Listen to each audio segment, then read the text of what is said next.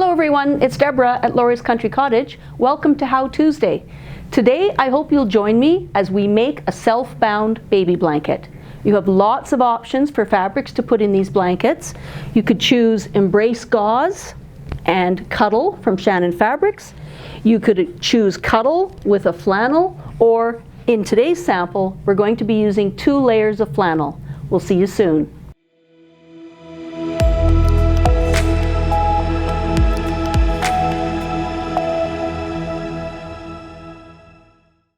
So the first thing we want to do is prepare our fabric pieces. As I mentioned, I'm using 2 layers of flannel. This particular line, called Poochie McGruff from 3 Wishes Fabric, is a really cute little line. A couple of things to remember, however. In the middle section of your self-bound blanket, it's okay to have a one-way design. So these little pooches are going to have an up and down direction, and that's going to be okay because that piece lays flat. For the outside edge, that's going to be the self-bound bound part, you would want to consider an all-over design that doesn't have a direction. It's going to come up from the top and fold over. So if we had any article on here that was right side up, say it was a tree, as it comes over and down the top, it's going to be upside down. So you might want to consider that when you're choosing your fabric. I have just decided to use the full width that my flannel is capable of giving me, and I trimmed it off at 43 inches. Getting my selvages off, it gave me 43 good inches. When I want to make a nice wide border, and I like a 3-inch border on these, then my inner square has to be 10 inches smaller in that dimension. And it doesn't have to be a square. Today I happen to be using a square, but as long as you have 10 inches greater in the same dimension from compared the inner piece to the outer piece, you're going to be able to create quite a wide border. As you narrow the extra amount down, go down to 8 inches, down to 6 inches, of course your border is going to get narrower and narrower. So I like a nice big border, so I have cut my inner piece a 33-inch square, and I've cut my outer piece a 43-inch square. I'll be back with how you mark it. I'm starting with my 33-inch or inner piece. It's very simple to mark. The only markings you're going to need to have are the marks of center position. So I'm just going to fold my 2 edges together, create a little fold there, and crease that with the iron and mark the center. I'm going to do that to all 4 sides, and my inner piece is marked and ready to go. The outer piece needs a little bit more work done to it. I definitely need to mark those fold lines where that self-bound ridge or edge is going to come over. In this particular case, because I cut my large square 10 inches bigger, I have the capability of making a 3-inch border. So I'm just using the 3-inch line on my ruler, and I'm going to use something to mark this temporarily. I like a chalk line because I know that that will completely erase and wash out, but on Cuddle fabric you can use a ballpoint pen or a felt marker, anything to make that line visible for you while you're constructing this. I'll be marking the rest of this all the way around, 3 inches from the edge, with special emphasis on coming right out to the outer edges of the fabric. And when I'm done that, I'll be back. So we're back with our fabric squares marked. I just want to emphasize that whatever you decide is your fold line, in my case with this flannel it's 3 inches, make sure you make that mark right to the very outer edges of the fabric. I was mentioning that on the Cuddle fabrics, ballpoint pen works as a good marking. It's just fine, it doesn't show through, and it will stay there. I've used chalk on my flannel and ballpoint pen on my Cuddle. The next step is to create the fold that's actually going to make this border.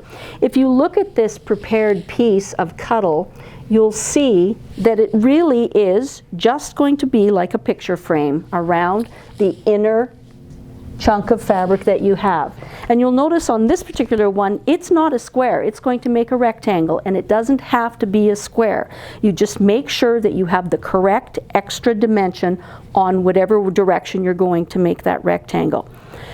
Flannel is going to be easy to fold and press, so when I use that guideline as a turning point and pressing it, I'll be able to take it to the iron on the cotton setting, and I'll get a nice crisp crease there, and it will hold its place and hold its marking for me, and it'll be very visible on the outside.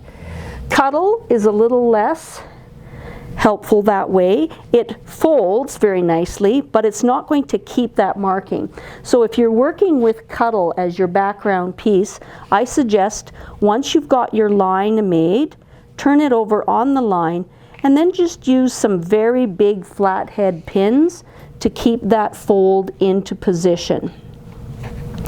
Notice that I'm putting the pins quite close to the fold because it'll still allow me space to insert that inner square. I'm going to take my flannel piece to the ironing board, and I'm going to press over those 3 inches all the way around, and I'll be back with that folding done. We're ready now to form the miters that are going to make these corners. I've got my 3-inch folded mark here and my 3-inch folded mark here, and I've brought those creases right out to the very edge. I'm ready to lay right sides together, and I'm aiming for making a fold that's about a 45-degree angle there as a good start, but I will force it into position. So I'm going to take my edges of my fabric, lay them right sides together, and I'm going to try to match up this line that extended from that corner with this line that extended from that corner. And because my flannel is so cooperative with creasing, I can just aim for the crease and I can match that edge up. I want to make sure this outer edge is very matched because that's going to be the outside edge of my band around the quilt. And I want to make sure that I come as best as I can to the corner where these two meet, and I'm ready to mark my miter. I don't sew on this line because if I did, I would end up with a piece that was flat that had a straight corner that moved up. I need that flat piece to come back in and form sort of a picture frame marking, or a picture frame shape, so that it lays flat. So find that corner where this crease and that crease meet right at that tip, and be aware of this folded line. With a quilting ruler, take any horizontal line on your quilting ruler and match it up to the fold on the fabric, and then match the edge that you're going to draw along right to the tip where those two creases meet in the corner. I have my line on my quilt determining, or on my line on my ruler determining the space that's at the fold of the fabric, and now I have a perfect 90-degree line that I can draw down there. That's going to be my actual sewing line. Now, just a point of clarification. On the flannel quilt, when I go to lay this out and I put my second layer underneath there, when I lay this band over, there is a raw edge there. This is a woven fabric, and that raw edge can fray. So I'm going to do something just a little bit different with the flannel than what I do with the Cuddle. My Cuddle corner can be sewn right to the very edge from this marking. I'll just lay it so that it looks the same. From this point right to the edge, and I can back stitch at the edge, and it's going to lay flat, and I'm going to sew it over. And that's because the Cuddle fabric is a knit. It's not going to fray. It's not going to disintegrate on the edge, and I'll be able to just run a zigzag or a multi-stitch zigzag around there. That's not the case with the flannel. So when I do this sewing, I have to allow myself a little bit to turn under. So I'm just going to remind myself about 1/4 of an inch in from the edge that I have to stop sewing there because I want that to be able to turn under. So a quick review: right sides together, find how one line extends, how the other one extends, and match those, create the fold, and then laying the ruler at what is now a right angle to the fold, I'm going to create my stitching line. I'm going to go to the machine and stitch these, and I'll be back with the framework. So we're back. All my corners are sewn. A quick reminder that on the woven fabric, the flannel, I sewed just to the 1/4 inch marking that I made on the edge, because I'm going to need to turn that edge back a 1/4 inch to prevent the fraying. On the Cuddle piece, I can sew right from the fold right to the edge, and I know that it's going to not fray and it's going to behave itself when I do that. My next task is to get rid of this extra fabric that's in this corner area. I'm going to leave a 1/4 inch seam allowance. So I'm laying my 1/4 inch line on my seam line with my ruler edge sticking out into the unneeded part, and I'm just going to make a cut and take off that little triangle of fabric. Same thing here, and I have my mitered corner cut and ready to go. On the flannel, I'm going to need to flip this in and press it, because again, being a woven fabric, it's going to need that help to behave itself and form that nice flat corner. The Cuddle, of course, doesn't get pressed, so I'm going to just turn it, give it a little bit of a finger press, and it's going to behave itself. In addition, on my flannel, I now need to turn that edge in under 1/4 inch so that I will prevent fraying when I put my insert in. I'm going to go to the ironing board, I'm going to do all that pressing, and I'll be back with the 2 frameworks ready to put the inserts in. So we're back with my folding all done. I have turned under that 1/4 inch on the raw edge of the flannel fabric. Remember, you don't have to do that on the Cuddle. And all that's left is to insert my inner layer and get that stitch down into position. I want to be able to match up those center points, so I'm just going to take my 2 corners of my outer layer, find that center, and I'm just going to mark this one with a pin, because I just need the general location that I'm going to put that insert in. I'll mark my 4 centers, and I'll be back with putting the insert in. We're back with both of our pieces ready to put together. My center piece, remember, has had my center creases put in for a quick and easy placement. And then I have taken my back piece and found the centers of all 4 edges and just put a pin in there. To make insertion of your inner piece a little easier, just match up that crease that you made at the halfway point to each of the pins that you put at your edge, at your outside edge, and then just pull that fabric so that it's balanced on either side. This will have a give and take in terms of the measurements, just depending on how your fabric behaves, how it presses, how on grain it is. But I'm just balancing it on either side there. You should always, with a 10-inch difference between your pieces and a 3-inch cuff, you should always have at least a 1/2 inch leeway to put that in. Then to just make things fall into place, I pick up the piece and I give it a little shake, and that will position it on both the top and the bottom. So I'm ready to lay this out on the table, lay it flat, and just lift my folded edges and insert my middle piece. So those markings were just a little bit of a guide for placing that inside. When I'm ready to stitch this, I know that I'm going to have to stitch close to this inner folded edge on the outer blanket, and it will of course go through the fold, the middle layer, and come through to the back. So whatever thread you put in your bobbin, just make sure it nicely matches the back of your quilt. For flannel, I insert a pin into the fold and then outward. That controls that fold so that I know that it's going to stay there and be really easy to keep in position while I'm stitching. So I'm going to pin this all the way around and get it ready for stitching, and I'll be back at the sewing machine to show you how you can stitch that down.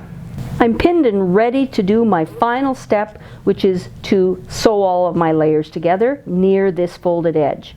On flannel, I am going to choose to use just ordinary cotton thread and a slightly large zigzag, and just catch that edge and go all the way around.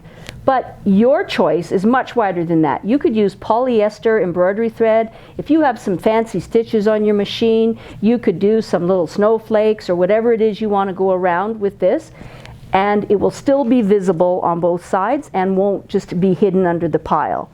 There is really no point with the Cuddle to do any sort of fancy stitch because it is just going to get buried in the pile. So what I use when I'm doing the Cuddle stitching is a multi-stitch zigzag that stitches to the right and left in steps, and it creates a really nice flat edge that's got a little bit of stretch that can bear with the little bit of stretch that's in our fabric. I'm going to sew this off camera, but I'm going to set it up on camera so that you can see where I want those stitches to be placed. We know that this underneath piece is well under in here, and it should always have at least a ½ inch. So I want my stitches to come to this edge of this outer band of fabric, but not fall off. I need to make sure that that is put into stable position. So I like to set my machine to just a medium zigzag. I'm going to use a setting of 3 for the width and a setting of 2.5 for the stitch length. And I'm going to set the middle line of my foot right on the edge of that fold. So I'll just put it into the machine, how it will look. And that will provide a good sturdy zigzag that's going to essentially jump halfway off onto the inner fabric and then be halfway onto the outer fabric, and just provide a good solid stitching line so that it won't come apart. As you're coming along the edge to the corner, if you wish, you can certainly come up the edges of the miters. I don't usually do that in zigzag. I would do that in a straight stitch, sort of stitch in the ditch, but it just helps hold things nice and square and in place. I'm going to stitch this off camera, and then I'll come back with the finished product. So I'm back with the finished product. I've zigzagged all the way around, and I have given it a little bit of a press to just finalize things. One last note about the pins. Sometimes you sew over pins, sometimes you take them out as you're going, but I just really want to reiterate using these flower head flat pins because they are so visible, and it just makes it easy to remove those pins and see them. Not going to be too much of a trouble on flannel because they're always going to be visible, but in the Cuddle work, pins can get buried in and you might miss them, and I would hate for a little child to get damaged or hurt by that. So the flathead pin is pretty visible, you can see it, and you're going to be able to take it out. But this pin that's just an ordinary sewing pin is really quite invisible. So as one last thing when I'm making these Cuddle quilts is I just go along with my hand and I feel for any errant pins that haven't been removed. It would be a lot better that you get the poke rather than an infant. When you're done, some people like to stitch a square or a holding position into that so that the middle layer stays together, but I'm finding with flannel it's holding its shape, and it's a sturdy non-stretchy material anyways, and of course with 2 flannel layers it holds itself together. It's very, very cohesive.